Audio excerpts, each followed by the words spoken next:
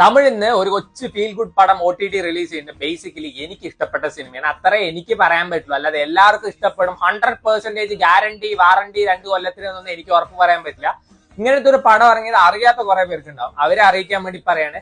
തിരുമാണിക്യം എന്നാണ് സിനിമയുടെ പേര്. നമ്മുടെ സമുദ്രക്കനി അനന്യ സ്റ്റാർ തിരുമാണിക്യം. ഏകദേശം ഒരു 1.25 മണിക്കൂറൊക്കെ ഉള്ള ഒരു കൊച്ചു ഫീൽ ഗുഡ് പടമാണ്.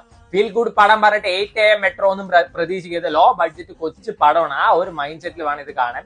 ഒരു മിഡിൽ ക്ലാസ് ഫാമിലിയുടെ കഥ പറയുന്ന സിനിമയാണ്. അതായത് ലോട്ടറി കടക്കാരനായ നായകൻ, ഹൗസ് വൈഫ് ആയിട്ടുള്ള നായിക, 2 പിള്ളേര്, അവര് വന്നിട്ട് ഒരു ചെറിയ ഫാമിലി ആയിട്ട് ജീവിക്കുന്നു. അവർ തമ്മിലുള്ള ബോണ്ടിങ്ങും അതേപോലെ തന്നെ അവിടുത്തെ സീനറി ഒക്കെ കണ്ടിരിക്കാൻ നല്ല രസമാണ്. ഇനീഷ്യലി ഒരു 15 to 20 മിനിറ്റ്സ് നല്ല ഫീൽ ഗുഡ് വൈബിൽ കണ്ടിരിക്കാവുന്ന ഒരു പടം. സമുദ്രക്കണ്ണിയുടെ ഒരു പടത്തിൽ അങ്ങേരുടെ മുകളിൽ പെർഫോം ചെയ്യുക എന്നുള്ളത് പ്രാക്ടിക്കലി പോസിബിൾ അല്ല. കാരണം അങ്ങേര് അത്ര കിടിലൻ ഒരു ആക്ടറാണ്. ഭയങ്കര അണ്ടർ റേറ്റഡ് ആക്ടർ തന്നെയാണ്. ഇതിലും അടിപൊളി പെർഫോമൻസ് തന്നെയായിരുന്നു.